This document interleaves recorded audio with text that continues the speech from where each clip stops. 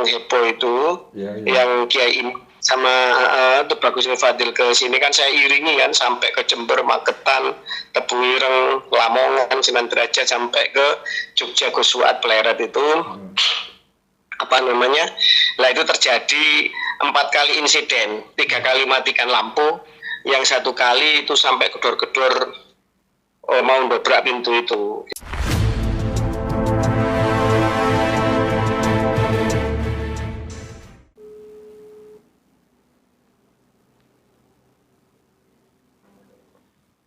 Halo. Assalamualaikum. Waalaikumsalam. Mas Agus. Siap. Siap, Gus Fakih, KRT Wira Didingrat. Sehat? Sehat, alhamdulillah. Baru datang sore tadi di Pasuruan. Oh, jenengan tempat tinggal di Pasuruan, Gus? Saya tinggalnya di Pasuruan, lahir Pasuruan, tinggal di Pasuruan. Oh, saya kira di Jogja. Ternyata Pasuruan ya? Terahnya dari ayah Jogja, cuma ibu saya orang Pasuruan, jadi saya siap. lahirnya di Pasuruan. Ya, siap. Berarti di wilayah basisnya ya? Gus, gini Gus. Saya baru saja ditelepon sama Pak Jenderal yang katanya panjenengan mendapatkan teror gitu dari mereka atas statement tegas selama inilah terkait nasabah Alawi, terkait sejarah DNA dan lain sebagainya. Ini benar, Gus? Betul. Kalau masalah teror itu sudah hampir setahun ini setelah saya menggaungkan membongkar kepalsuan mereka baik secara sejarah maupun DNA kan itu. Nah, kalau yang santrinya Taufik Segaf sendiri pernah ke rumah saya untuk mencoba melakukan persekusi. Cuma waktu itu kebetulan ada diskusi tim Revolusi Pasuruan masalah budaya mau meluruskan aset-aset yang ingin mereka kuasai karena ada satu masjid peninggalan Muti Adiningrat I, putranya PB2 sebagai Adipati Pasuruan di tahun 1750-an itu sudah jatuh ke tangan mereka menjadi Masjid Assegaf. Nah gitu. Nah terus kemudian di situ juga ada ketua Yayasan Bujuk Batu Kolong dan saudara-saudara. Jadi ketika dia mau mempersekusi saya, dia membawa pengikut. Tapi kemudian ketika saya kasih logika dan argumen-argumen, dia kemudian saya tanya apa ente Sayyid, dia bilang enggak, anak ahwal gitu. Terus saya tanya lagi, kalau ente tidak terima kapan kita forum debat terbuka, ente bawa jagonya ente, terus kita nanti akan membawa kitab-kitab yang membuktikan bahwa nasab ente terputus. Enggak, anak tidak bisa baca kitab. Terus setelah itu pulang kan gitu. Nah akhirnya setelah itu sering sudah bahkan sampai pernah sering kalinya ketika saya nggak ada di rumah. Tapi kalau saya pas ada di rumah itu yang saya tahu sendiri itu 1 kali matikan lampu, terus kemudian kita telepon ke saudara-saudaranya istri, kan saya kan tinggal di rumahnya istri, di lingkungan kampungnya istri, muncul pada bawa senjata, tapi orangnya lari. Nah saya tahu sendiri pernah yang masuk rumah itu pagi itu sampai sempat masuk dari pintu belakang, sempat masuk rumah terus mau nyuri apa gitu loh. Terus kemudian saya kejar, terus barang yang dicuri itu handphone sama apa itu dibuang. Intinya kan sebenarnya dia kan tidak niat nyuri, mungkin nyari handphone itu untuk nyari info atau gimana, saya kurang paham. Tapi handphonenya anak saya itu yang diambil itu gitu. Lah ketika kemarin saya acara yang di Pasuruan yang heboh itu, yang Kiai sama Tubagus Fadil ke sini kan saya iringi kan sampai ke Jember, Magetan, Tebuireng, Lamongan, Sunan Derajat sampai ke Jogja, Gosuat, Pleret itu. Lah itu terjadi 4 kali insiden, 3 kali matikan lampu, yang 1 kali itu sampai gedor-gedor mau dobrak pintu itu. Jadi gitu. Ini saya tadi kaget dapat cerita dari istri. Selama saya di luar rumah 2 minggu ini, istri nggak cerita, baru cerita setelah saya pulang. Jadi intinya gitu Mas Agus. Iya. Itu yang gedor-gedor rumah dan lain sebagainya itu ketika jenengan tidak di rumah itu kemarin 2 minggu itu teridentifikasi nggak pelakunya, Gus? Tidak, tidak teridentifikasi karena yang pertama selalu jam setengah dua malam, dan di rumah saya kebetulan belum ada CCTV, dan di rumah itu istri itu ketakutan, wong yang ada laki-laki itu hanya anak saya yang umur 3 tahun, yang lain perempuan semua. Jadi gitu. Tapi menurut jenengan kira-kira siapa nih pelakunya? Apakah dari kelompok mereka atau lain? Jadi gini, untuk memastikan siapa pelakunya, yang jelas kalau masalah teror dan apa, sebagai mantan aktivis 98 tidak kaget menghadapi hal-hal seperti itu. Tetapi kan keluarga ini kan juga shock kan. Nah, untuk yang pernah datang ke rumah santrinya Taufik Segaf itu namanya Ja'far Al-Hadar, itu adiknya terkenal sebagai jadi gitu di kecamatan Winongan sini.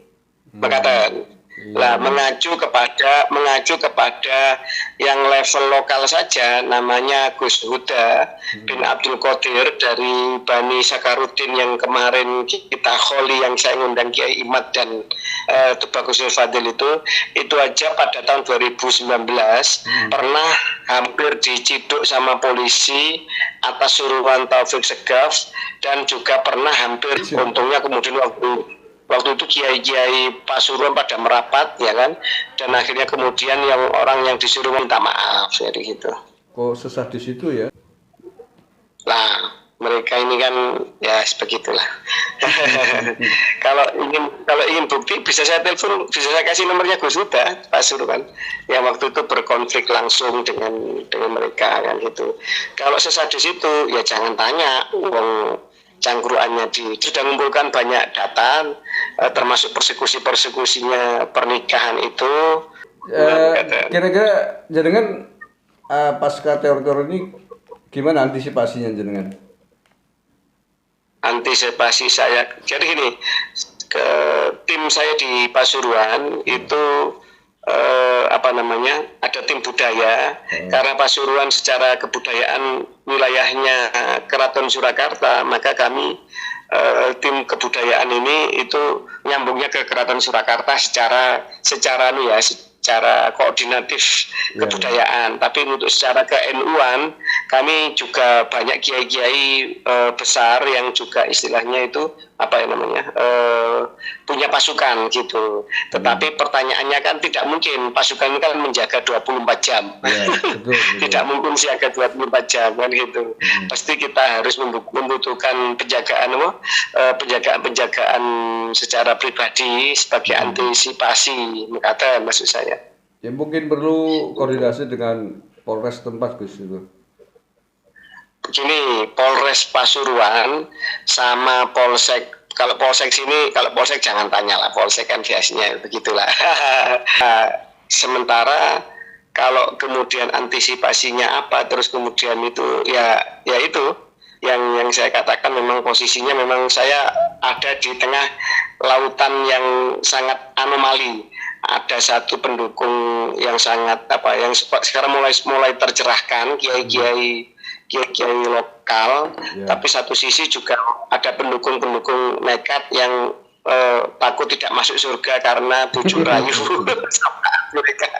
Nah itu yang itu. Termasuk ketua PCNU-nya kemarin tuh ya.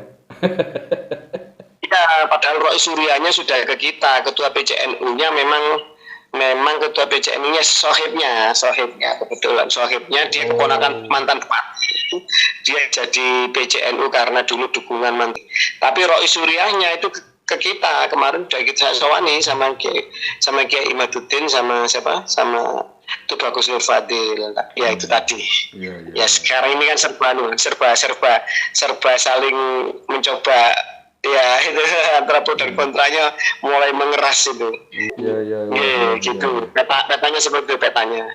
Karena terbukti dulu terbukti dulu Gus Huda ketika konflik sama Taufik Segaf itu sempat mau disel sama polisi sudah ada sekitar 25 orang mendatangi pondoknya mau ngambil dia padahal nggak ada salahnya kan itu kan.